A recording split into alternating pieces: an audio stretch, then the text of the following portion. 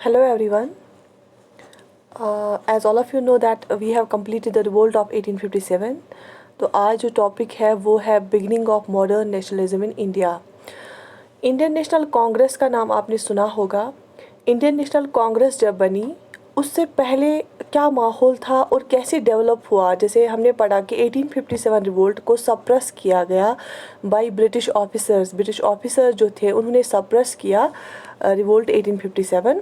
और उसके बाद कैसे लोग रहे और क्या रिएक्शन था उनका और उन्होंने कैसे इंडियन नेशनल कांग्रेस बनाई, ये सब हम देखेंगे इस चैप्टर में कि इंडियन नेशनल कांग्रेस बनने से पहले क्या माहौल था फिर। ठीक है, तो नेशनलिज्म कैसे आया इंडिया में, लोगों का क्या आइडिया था तब। ठीक है, beginning of modern nationalism is in India is today's topic, so let's get started.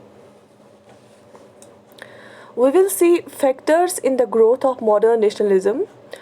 कौन से ऐसे फैक्टर्स थे जिन्होंने इससे ग्रो हुआ, कौन से ऐसे फैक्टर्स थे जिन्होंने हेल्प की कि इंडियन पॉपुलेशन जो थी उनमें नेशनलिज्म का कॉन्सेप्ट आए, उनमें नेशनलिज्म का कॉन्सेप्ट डेवलप हो। वो कौन से फैक्टर्स थे कि जिनकी वजह से उन्होंने ये सोचना स्टार्ट किया कि हमारा मुल्क है, हम एक है और हम फॉरेन रूल को एक्सेप्ट नहीं करेंगे। ठीक है, तो हम ये फैक्टर्स देखेंगे एक एक करके और हर एक फैक्टर का हम मीनिंग जानेंगे आज कि बेसिकली वो उसका बैकग्राउंड क्या है और उसका मीनिंग क्या है। ठीक है, लिटरल मीनिंग जिसको हम बोलते हैं।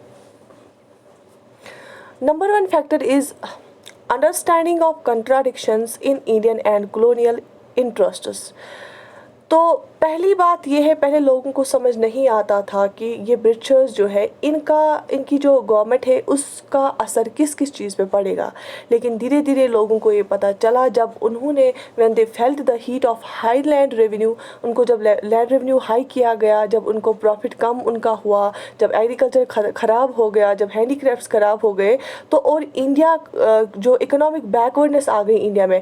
जब अगर हम बात करेंगे मुग़ल रूल की, मुग़ल दौर की, या जो ब्रिटिशर्स से पहले चल रहा था, उस टाइम सस्टेनेबल एग्रीकल्चर था, उस टाइम बैलेंस्ड इकोनॉमी थी। ठीक है, कम ही था, उतने भी फॉरवर्ड नहीं थे, लेकिन लोग सेटिस्फाई थे as compared to the British era.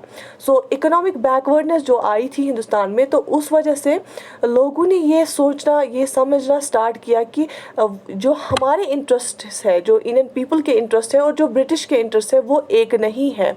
Britishers क्या कर रहे हैं, अपने इंटरेस्ट के लिए इंडिया की जो इकोनॉमी है वो यूज़ कर रहे हैं, वो रॉ मटेरियल्स यूज़ कर रहे हैं, जिससे फिर इंडिया की जो अपनी इकोनॉमी है वो बैकवर्ड हो गई है। ठीक है, तो ये पहला पॉइंट है, ये पहला फैक्टर है जिस वजह से इंडियन नेशनलिज्म ने जन्म लिया। कौन सा फैक्टर है? Understanding of contradictions. कौन कौन सी कंट्राडिक्शंस है, क्या डिफरेंस है in Indian and colonial interests, हमारे इंटरेस्ट्स में और ब्रिटिशर्स के इंटरेस्ट्स में। ठीक है, चलो नंबर 2 देखते हैं, political, administrative and economic unification of the country.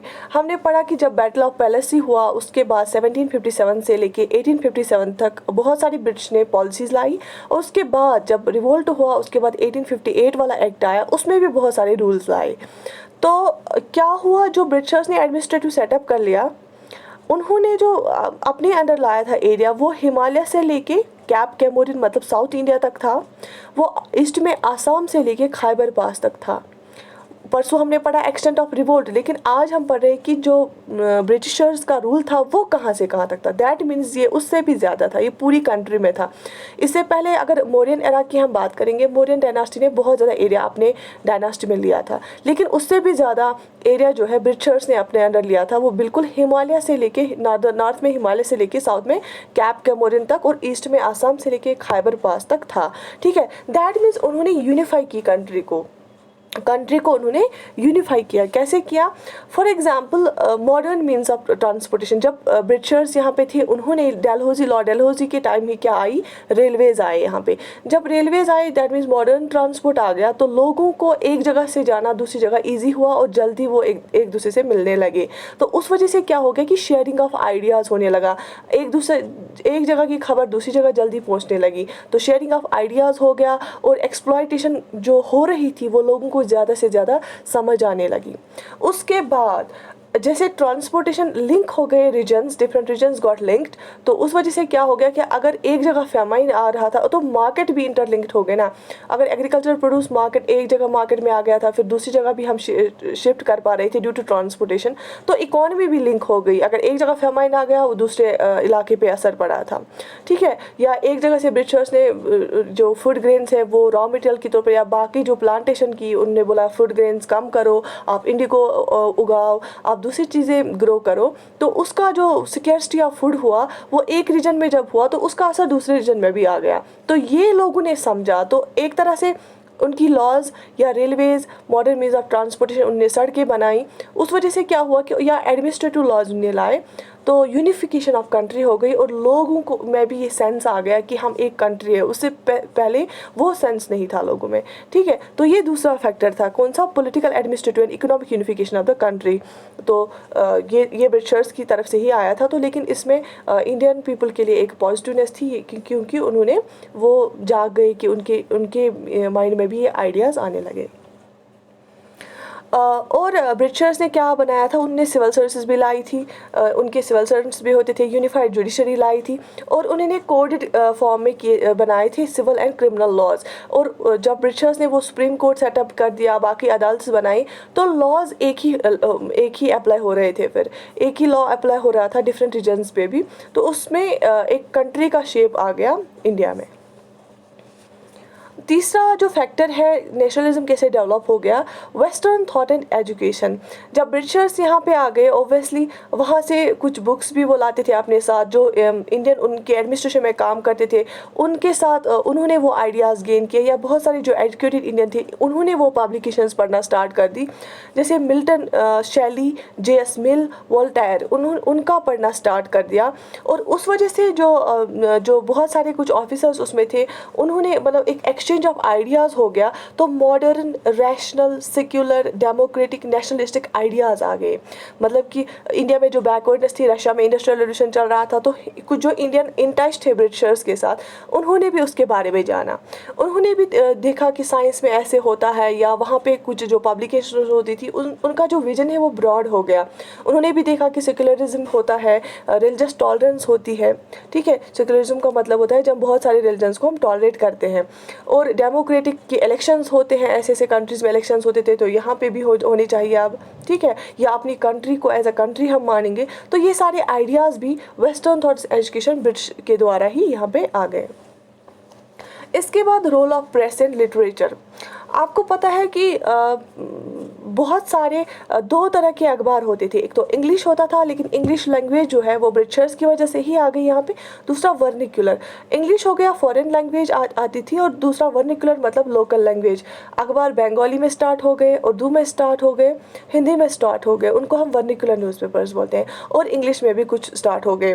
तो अखबार इतना ज़्यादा तादाद बढ़ गया कि हर एक मार्केट में, हर एक गली में पहुँचते थे अखबार, और लोगों के यहाँ तक पहुँचते थे ये आइडियाज़। जैसे हमारे राजा राम मोहन रॉय, वो बंगाली न्यूज़पेपर्स बहुत ज़्यादा लिखते थे, बहुत सारे आनंद मोहन, बहुत सारे जो लिखते थे न्यूज़पेपर्स, वो क्रिटिसाइज़ करते थे गवर्नमेंट पॉलिसीज़ पे, इवन कि बहुतों को फेस करना पड़ा जेल टर्म भी इस वजह से।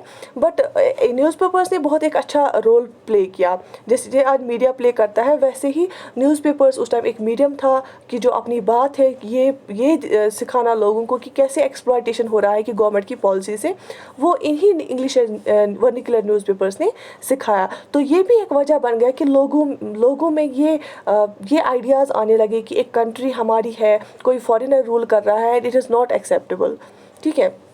और इससे पॉलिटिकल आइडिया जो बहुत सारे हमारे इंडियन की लीडर्स थे, वो अखबारों के ज़रिए वो शेयर करते थे, वो उसमें लिखते रहते थे, एडिटोरियल्स लिखते थे, और एक पॉलिटिकल आइडियाज़ शेयर होने लगे among nationalist leaders from different regions. क्योंकि एक रीजन से जाने में दूसरे रीजन तक जाने में बहुत ज़्यादा टाइम लगता था तब, और कोई इतना मीन्स ऑफ ट्रांसपोर्टेशन नहीं था, कोई इंटरनेट नहीं था उन ज़माने, तो अखबार बहुत ज़्यादा इम्पॉर्टेंट रोल प्ले करता था। इसी वजह से ब्रिटिशर्स ने फिर बाद में जब उनको लगा कि मशरूमिंग ऑफ न्यूज़पेपर्स हुई, उन्होंने फिर बहुत सारी स्ट्रिक्ट लॉज लेके आए वो, किन के लिए, वर्निकुलर न्यूज़पेपर्स में, क्योंकि बहुत सारे न्यूज़पेपर जो आए जैसे बंगाली लैंग्वेज में होते थे, तो बंगाली पीपल को बहुत ईजी होता था वो पढ़ना, तो आम लोग भी समझ सकते थे फिर ये पॉलिटिकल आइडियाज़। उसके बाद रिडिस्कवरी ऑफ इंडियाज़ पास्ट। पहले क्या हुआ, जब ब्रिटिशर्स यहाँ आ गए तो इंडियन पीपल जो था उनको लगा कि ये बहुत ज़्यादा सुपीरियर है, ब्रिटिश जो कल्चर है वो बहुत अच्छा है, ब्रिटिश के तौर तरीके हैं बहुत अच्छे हैं, इनके आइडियाज़ बहुत अच्छे हैं, और उनको लगा हम इन्फीरियर है, we are backward, we are inferior, but that was not the case. फिर उसके बाद जी.आर. भंडारकर जैसे है, आर.एल. मित्रा है, और स्वामी विवेकानंद का हर एक को पता है, जो स्वामी विवेकानंद थे उन्होंने इंडियन पीपल को ये दिखाया कि दैट जो फॉरेन वेस्टर्न कल्चर है वो सब कुछ नहीं है। हाँ, हमारे कल्चर में बहुत सारी कमियां हैं, but our culture is very much rich. वहाँ पे मटेरियलिज्म है, वेस्टर्न कल्चर में मटेरियलिस्टिक थिंग्स है, वहाँ पे पैसा है, स्टेटस पे वो ज़्यादा ध्यान देते हैं। लेकिन उसने सिखाया कि जो हमारा कल्चर है उसमें शांति है, उसमें एक अच्छा व्यवहार है, उसमें वैल्यूज़ है, we have a great tradition of values. तो उसने बोला क्या करें, दोनों को हम मिलाएंगे, synthesis of both western and the traditional culture, it will be a wonderful thing. ठीक है, तो उन्होंने वापस एक सेल्फ रेस्पेक्ट जनरेट किया लोगों में, they got the new picture of India's past, और एक दिखाया कि जो हमारा एक रिच हेरिटेज रहा है, जैसे हमने एंशिएंट हिस्ट्री के आप देख सकते हैं, हमने एक एंशिएंट हिस्ट्री का पार्ट कंप्लीट किया है, उसमें हमने ये सारा कुछ बताया है कि पहले कितनी कितना इंडिया में कितना रिच लिटरेचर था, चाहे वो मेडिसिन हो, चाहे वो सर्जरी हो, चाहे वो आयुर्वेदा हो, चाहे वो मैथमेटिक्स हो, एस्ट्रोनॉमी हो, एस्ट्रोलॉजी हो, हर एक चीज़ में बहुत ज़्यादा रिचनेस थी।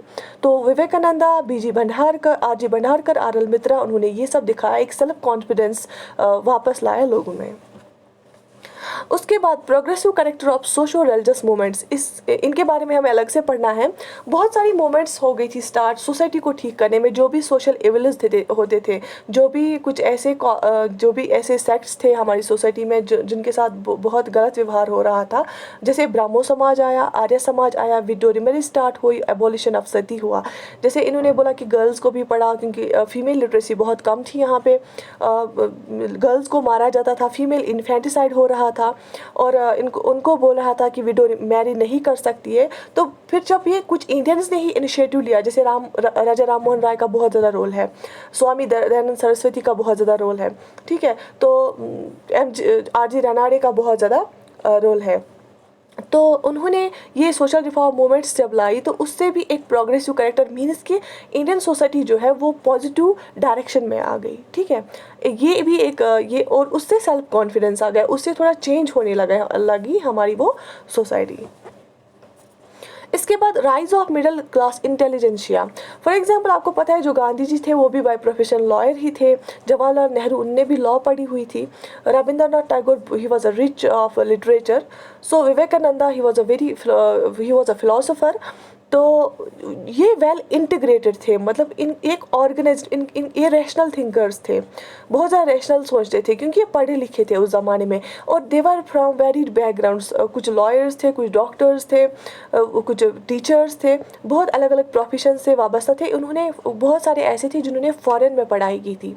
ठीक है, तो ये भी एक राइज हो गया उस ज़माने में, बहुत पहले पढ़ रहे थे, कुछ बाहर पढ़ रहे थे, जब उनको लगा कि वहाँ देख के फिर जब वो घर आते थे उनको लग रहा था कि यहाँ पे गलत हो रहा है, यहाँ पे एक्सप्लॉयटेशन हो रही थी, तो उन्होंने भी स्टार्ट किया अपने लोगों को समझाना।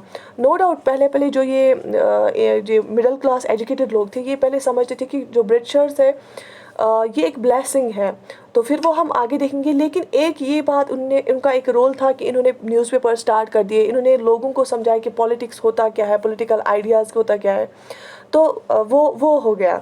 तो ये भी एक फैक्टर था जिस वजह से नेशनलिज्म लोगों के दिमाग में आ गया। उसके बाद इम्पैक्ट ऑफ कंटेम्प्रेरी मूवमेंट्स, दुनिया भर में बहुत सारी मूवमेंट्स चल रही थी और उनने सक्सेस भी पा लिया, जैसे liberal movements of Greece and Italy और आयरलैंड, या साउथ अमेरिका में जैसे बहुत सारी स्पेनिश या फ्रेंच कॉलोनीज थी, उन्होंने इंडिपेंडेंस हासिल कर दी और एक जो सुपीरियर माने जाते थे, सुपीरियर पावर माने जाते थे, उनको हराया। तो उस वजह से, इन इंसिडेंट्स और इन मूवमेंट्स की वजह से इंडियन पॉपुलेशन में भी और इंडियन लीडर्स स्पेशली जो थे उनमें एक कॉन्फिडेंस आ गया। उन्होंने बोला कि हाँ जी, हम भी ब्रिटिशर्स को ये एक्सप्लॉइट कर रहे हैं, हम भी इनको हरा सकते हैं, या at least with in the British administration हम कुछ कॉन्सेशंस मांग रहे थे। पहले तो जो पहले स्टेप आ गया, पहले स्टेप ही पे उनका ये नहीं था, ये मोटिव नहीं था कि हम इंडिपेंडेंस लेंगे। ये पहले स्टेप पे ये मोटिव था कि we will ask for some concessions, we will ask for our rights within the British dominion, which is the British, within the British administration, within the British government, we will ask for some rights. तो ये था कि ये 8 factors थे कि जिनकी वजह से जो हिंदुस्तान के लोग थे पहले वो बहुत बैकवर्ड थे, लेकिन उनमें जो नेशनलिज्म का आइडिया वो कैसे आ गया, क्या क्या फैक्टर्स थे, क्या क्या वजूहत थे। आई होप कि आपको जो ये सारा टॉपिक है समझ आया होगा। अगर किसी को भी किसी भी जगह कन्फ्यूजन है या कोई भी टर्म समझ नहीं आई, you can ask your query by writing it in our this comment section. Thank you so much for watching our video.